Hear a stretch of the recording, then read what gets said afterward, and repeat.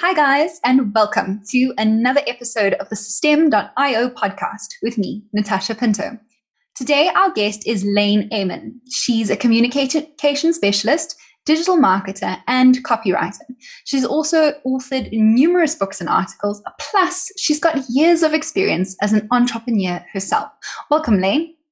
Thank you so much for having me. I sound so much more impressive when you say it than I feel. So it's great to hear you talk about me. I'm like, wow, I have done those things. So thank you. Thanks for inviting me. It's a pleasure to have you on here, and you really have done a lot. But I do want to mention your special talent, which is you help businesses, great and small, communicate their unique value to their audience. So I think this is a really important skill. It's undervalued, and I'd like to know how you found out that this was your thing, the thing you wanted to do.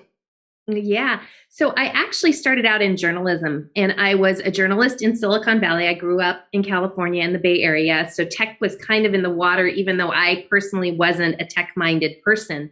And what I discovered is that you'd have brilliant people in engineering, computer development, and all these different things, but they had a really hard time in expressing what was important about their project or their just the service or product or whatever it might be. So they would get really hung up in the details, like it goes X megabits faster than this, or it has this resolution versus this resolution. And especially back in the day, the ordinary consumer had no idea what that meant. So the person who's brilliant at bringing the tech to the masses is Steve Jobs. So he would say, like with the iPod, 10,000 songs in your pocket. Like that is a perfect example of what I try to do. So I take the technology side of things, which is really interesting, but it's not interesting to the ordinary person who wants to know, does this mean I can take non-blurry photos of my kid at soccer? Does this mean my computer won't crash when I open 3 browsers at once or 3 apps at whatever it might be? The unique aspect was like, oh, that means you don't get those orangey skin tones when you print at home on your photos or something like that. So I was able to not dumb it down, but just translate it. So I really thought of myself as a translator. So I was doing that for many years in journalism.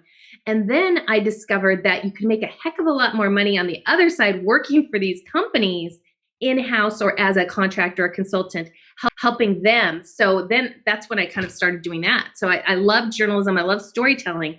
But I was like, gosh, journalists really don't make very much money, but this skill set is really needed. So that's when I moved over to the other side and started working directly with companies, helping them craft their messaging, identify their markets, create funnels, kind of all the digital marketing things from the beginning to the end. And that's where, and there were some side turns in there where I started my own companies at different times, but really found the part that I loved was the messaging part. I think that's an incredible story. And I think a lot of our audience will resonate with that, because often the path to kind of entrepreneurship or online business or finding your particular niche doesn't run smooth. And you sort of start in one area and you think, hey, this is what I'm going to do. I've studied to do this. And then you end up somewhere completely different, but infinitely happier. 100%. And especially in a field that's cutting edge like technology, where you can go to med school and you can specialize in pediatrics or neurology or geriatrics or, very specific things. But the things that we're doing, we're creating new things. So we don't know what the next thing's going to be. And so it's hard to anticipate and lay out a really step-by-step career path. And I had a lot of challenge with that because I am a really step-by-step person. And I had to kind of just say, okay, I'm just going to do the next right thing and see where it takes me. I think it's a great way to kind of roll with the punches. And then can you give us a kind of salary comparison? So when you first started out on your own, how much did you make from your first, I suppose, project? And then how are you doing now? Yeah. So way back, like in journalism days, I remember this is a great comparison too. And then I'll bring it forward into what I do now. But I remember working for the local weekly paper for 5 cents a word. So I'd write, a column and get, $10 or something like that. Mm-hmm.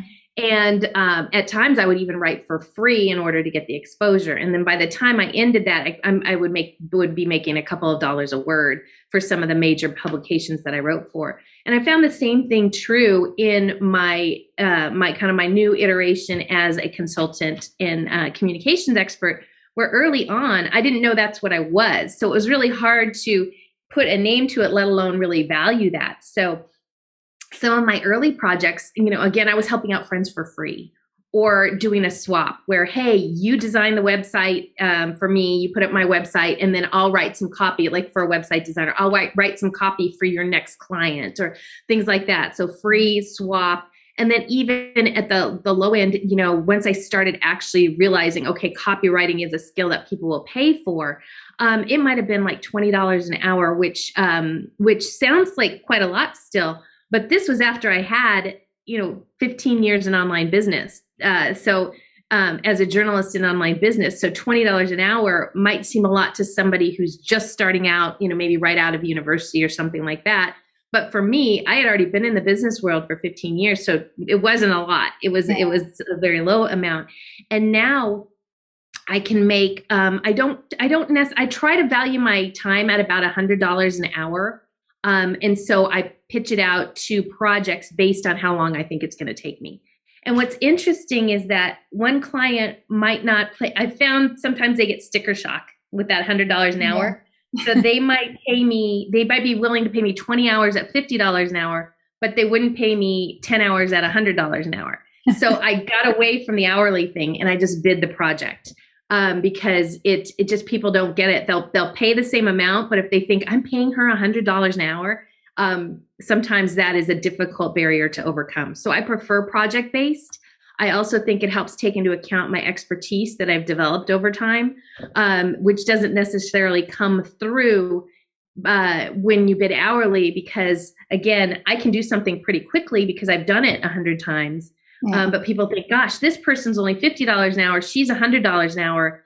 Gosh, I'm paying twice as much, even though it takes me half as much time. It's just a weird mental thing. So I prefer to bid project. I think that's also a great strategy for when people are looking to price themselves. Freelancers especially, I think it can be quite difficult to raise your prices, to give yourself the raise you deserve as you are gaining experience, as you're gaining expertise. And yeah, pricing per project is maybe a great strategy to overcome that sticker shock that you speak of. And also that feeling of like, maybe I'm not worth this much an hour, because it sounds like a lot even to me.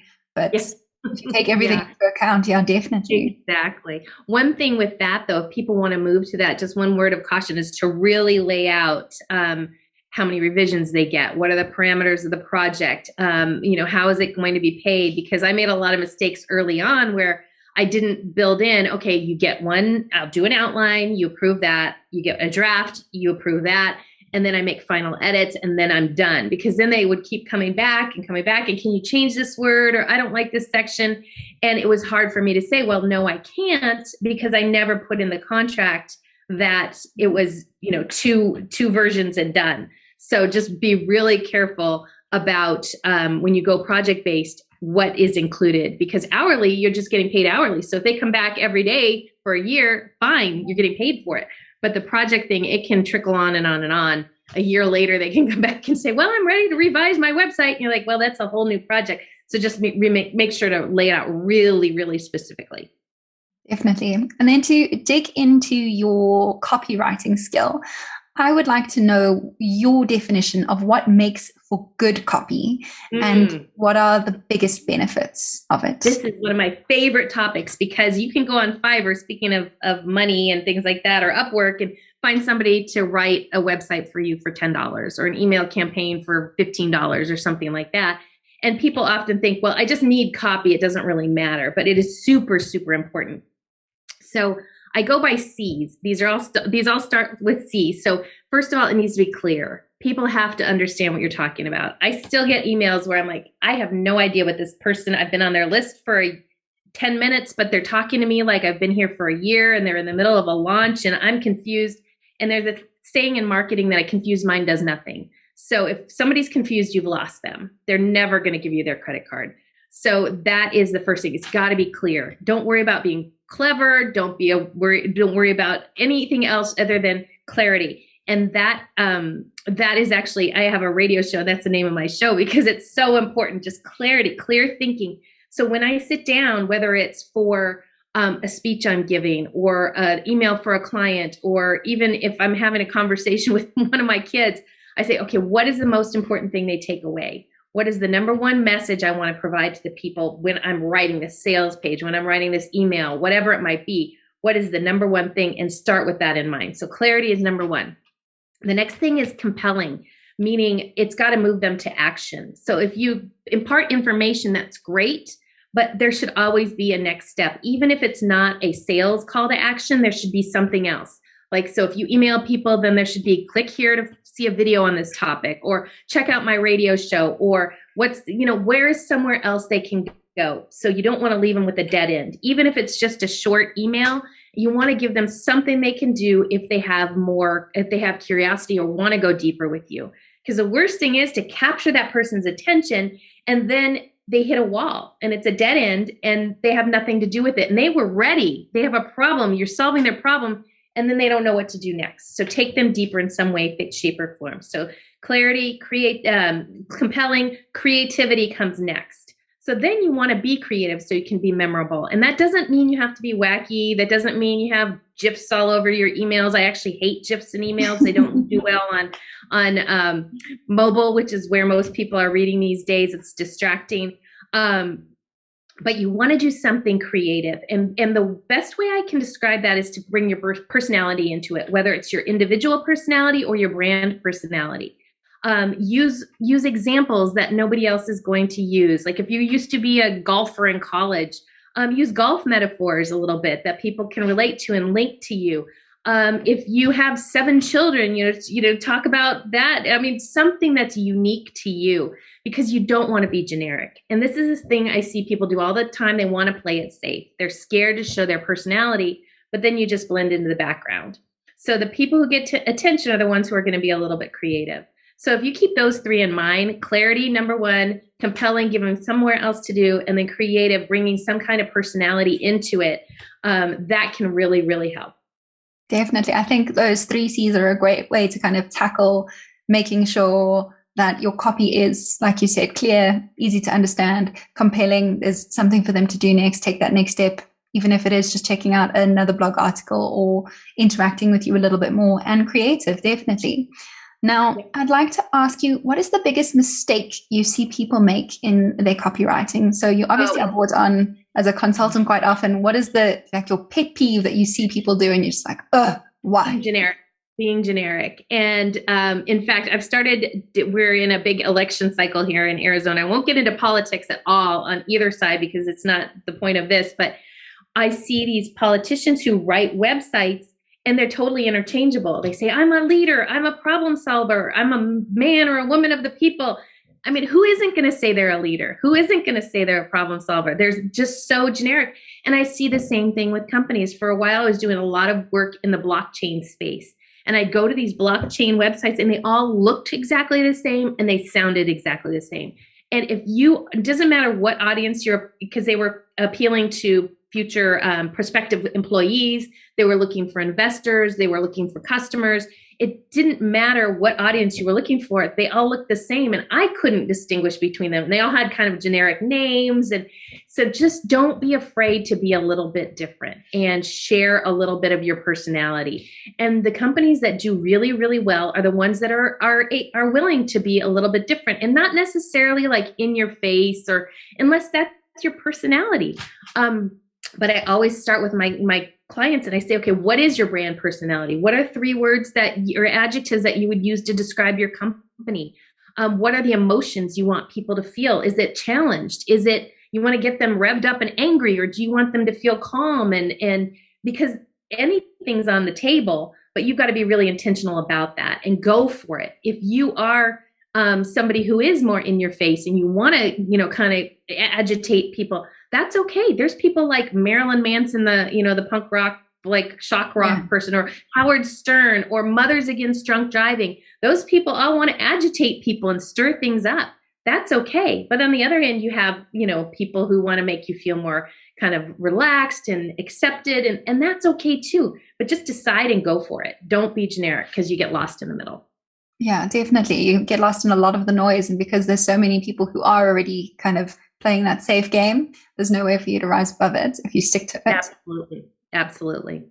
And now I'd like to talk about expanding your reach. So, small businesses, especially when they've gotten to a certain point, this is kind of an obstacle that they'll end up facing. So, where do you go to find more customers so that you can scale? What are your suggestions for the best traffic sources, and how do you convince them? Yeah, so that really depends on the business. So somebody like me, I really am a one-person shop. I'll bring in consultants or not even consultants, but admins or designers or things like that if I need to. I have some partners that I'll say, okay, this person needs a website design because I don't do website design. So I'll bring in people, but I like to keep it small and kind of lean and just me, keep overhead really low, be very flexible because I tend to go for the next new opportunity. And if somebody offers me a project that is outside my current realm but sounds interesting to me, I will go for it. And if you have a team, that's kind of hard to do because they're like, wait, you hired me to do this and now you want me to do this. And anyway, so I found for me very, very limited scope of the projects I take on. And at any one time, I have a very limited number of projects compared to you. We were just talking about hitting that big number for you guys. You want to scale that big. So scaling for me might be adding on one or two really core clients. And I found for me, the best way to do that is through introduction referral and one-to-one connection in person. So going to conferences, reaching out to people, that kind of thing, personal connection, it works really well for me. If you're looking to scale, like you want to go from 10,000 to 100,000 to 1,000,000, the first thing is just say, where are my people? Where are my people? And what is the way I can get in front of them most directly? Because I think sometimes we get into these, like in our brains, we have the neural pathways that get grooves, and we do the same thing in digital marketing. Well, so-and-so is doing a funnel to, Facebook ad to a free masterclass to a follow-up sequence to a challenge to this, and you think I've got to do all that. Not necessarily. In fact, when you're doing the same thing as everybody else, I think we've already lost the game in some ways. So think about, okay, is there a more direct way I could do that? Can I just reach out to 100 of my best clients now and say, hey, I'm going to give you $1,000 a referral, just, or just get me names, or sometimes Facebook ads can work well. That's a real challenge right now. They are so expensive and people spend a lot of money getting very little in return. So if you took that money and you put it towards sponsoring a coffee bar at a big conference that's coming up, or hiring some VAs to address postcards and sending them out. Nobody does snail mail anymore. What can you do that's a little bit different but really meets that market? It's that message to market match, but it's also, the channel to market match. So there's a lot of different ways, but I would just encourage people to think, what's the most efficient way versus what is everybody else doing? Because there's a whole industry built around getting people to pay you a lot of money to create things that you might not necessarily need. Well, definitely. And I think it can be quite intimidating if you're starting your own business and you're not necessarily marketing savvy. You've got all these people saying, hey, you need a sales funnel. I'll build you one. And it's got 15 steps. And you think, wow, 15 steps sounds great. That's definitely going to work, when it's not necessarily appropriate to your niche or to what you're trying to do. And you have no idea how to build it. So you won't know what happens when it breaks. Right. Absolutely. And then you've got to hire them to come back and fix it for you again. And then you've lost more money than you've made. And so, yeah. Yeah. It's kind of like pouring money into a hole. Yeah. Yes. Keep it really simple. And don't be afraid to experiment a little bit too. So maybe you go in on ads on LinkedIn or a free webinar or whatever it might be, but then put a little bit of money to something that you're like, gosh, that could really work. Let's give it a shot, because not everything's going to work. And a lot of it is just throwing the lines in the water and see which one you get the fish bite on. And it's not always the one you think it's going to be. All right. And then I want to see if you can give me a hot take on this common quote. So everybody marketing constantly says content is king, but I would like to think that there's got to be then a king of content, because there's so many different kinds of content out there. Now, you've seen social media and it's preferencing short form video content, and they're making that move across different platforms. And depending on how you contact your audience, some of those visuals and videos won't download. So if you're trying to send video or visuals via phone, it might not download. Now, what do you recommend? Who is the king of content?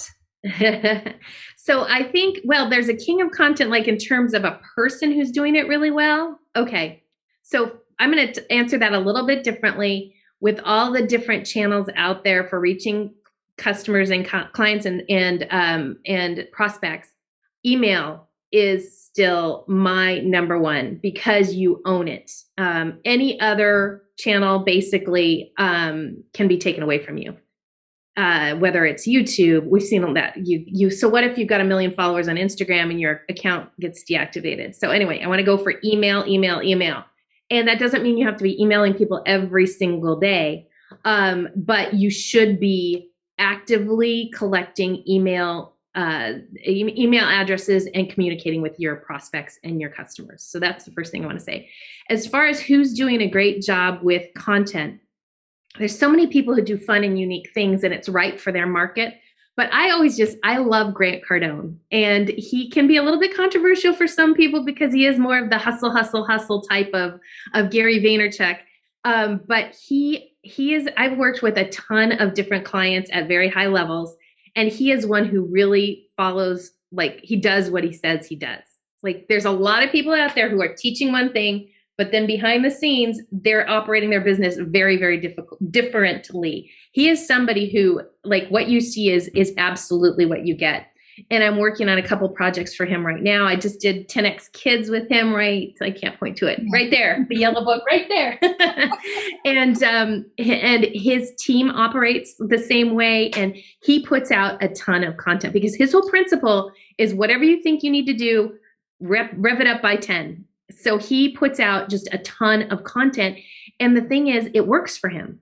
And also he becomes memorable. He says, he's one of those people who says even bad publicity is good publicity. So if people are talking bad because he's got too much content, he's like, hey, at least they know my name, so I really appreciate that about him. And I feel like he's an authentic, like, what he says is really the way he's running his business. So, and plus I just think he's hilarious. Like, he's not for everybody. And he would say that too, but I just really enjoy him. He does sound like someone who definitely walks the talk, which is, as you said, pretty rare. Yes. So he's a lot of fun. And then I'd like to hop on to what you were saying about email. So you're right. Email is an excellent way to go. And it is the one thing that you own. That email list is yours, even if something goes wrong in another part of your business. How do you use copy to keep your email list alive? Because it's all well and good to keep getting in more new leads, but you need to be communicating with them, and you need to communicate with them in a way that they're willing to keep opening and interacting with those emails. Right. I think, first of all, overall, email has gotten a lot shorter, just like every other form of content. There are exceptions to that. There's Joe Rogan Experience podcast that goes on for 2 hours or whatever it might be. There's a lot of long form stuff. But when it comes, that's not really what we're talking about as marketers. How does he promote his podcast is what I would look at, and he doesn't send out long form content to promote a 2 hour. That is the product. So how is he marketing the product? So everything's gotten shorter.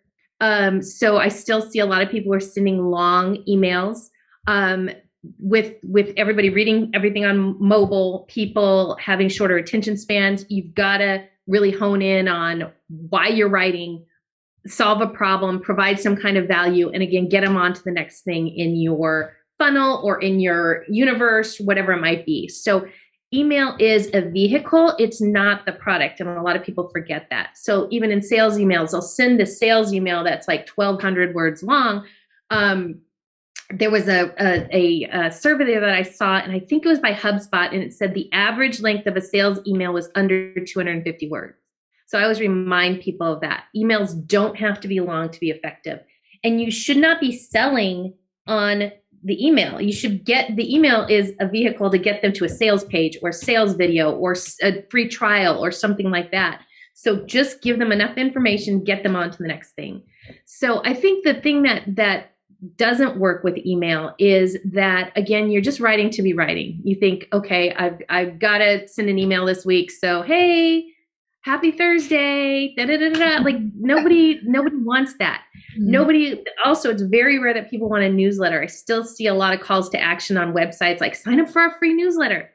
nobody's looking for a newsletter. They're looking for solutions. They're looking for inspiration. They're looking for motivation. So tap into what people really want, promise them that, and then deliver them that. And there's millions of ways to do that. But just email, it needs to be value driven, like all of your marketing. It's email is not really for brand recognition. It's for it's a vehicle to get people to other places, and it's a way to provide value to your audience. So I think if you think of it that way, then that can help you. Again, what is the one thing I want to tell people in this email? Let's make it short. Let's make it punchy. Let's get them on to the next thing. And then that email has done its job. Would you use social media in a similar way where you kind of use it as the vehicle to push them to the next step, to push them to interact with you? And social is a little different because there is so much desire for behind the scenes information and glimpses into people's lives and things like that. So it depends on the platform. But I think the big mistake people make with social is that they never get them anywhere else. They use that again as like, I had one client who had, I think it was 10,000 people in a free Facebook group, and she was giving so much value in that group, but they were not, she had like, I can't even remember, 3,000 people on her email list. I was like, no, it should be the reverse, you know? So social can become a vacuum, and you think you're working, and it's vanity metrics, because it doesn't matter how many followers you have, because you don't know if they're seeing your posts. You don't know if they're reading your posts. You put an hour into a super long caption that you don't even know. Yes, somebody double clicked and said they liked it, but they might have just liked the image. You don't know if they actually read what you said. So social, I think, is it's a little bit harder to use it as a vehicle because sometimes you can't put in hot links and things like that. But I feel like it's more of a community builder and a connection builder. But yeah, you should always be thinking about that next step, just like with email. So if somebody reads your long caption and they want to learn more, or they want to hear more, or, it could just be leave a comment below and tell me your biggest challenge today, or just really value driven. What is the next step you want them to do? And I think if you keep those in mind, no matter what platform you're on, it's going to be really effective. Okay, definitely. So then could you summarize your advice into kind of like a one-liner of what's the one thing you need to do to effectively communicate your value to your audience? I think it's what I said, start with what the message is. What's the takeaway for them? And that works whether it's a podcast interview, whether it's a speech, TED Talk. What is the one thing that you want them to know or to do as a result of hearing your information or reading your information?